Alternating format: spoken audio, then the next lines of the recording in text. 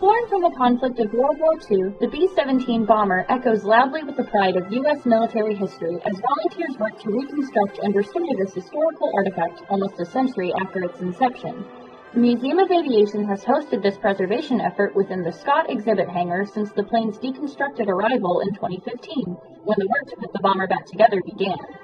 The volunteers each have their own personal ties to the aircraft, which brings them meaning to their efforts. Me personally, this is a labor of love. My dad flew B-17s in World War II. He was a co-pilot, wounded in 1944. And we have several of the volunteers here who have family members that either flew in the aircraft or maintain the aircraft, but have some association with it. My wife's father, my father-in-law, was a navigator on a B-17.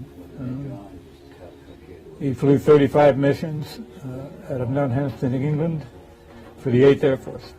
I was an old Air Force mechanic years ago, so my wife and I decided to honor her father by coming down and putting in some time on the aircraft.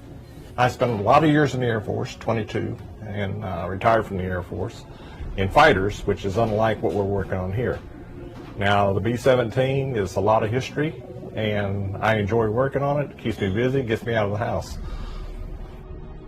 The significance of the bomber's restoration within the span of the community is summed up perfectly here. Historical preservation is always a worthwhile effort. The generations that are coming up would never have an opportunity to visit these types of aircraft and see them in their restored states and really get to appreciate the story and the lore behind them.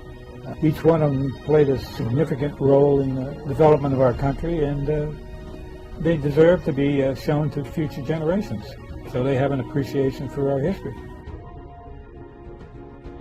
The restoration of the inside and outside of the 1930s aircraft is scheduled to be completed within the next 3 years, so take a trip to the Museum of Aviation today to see U.S. history up close and personal.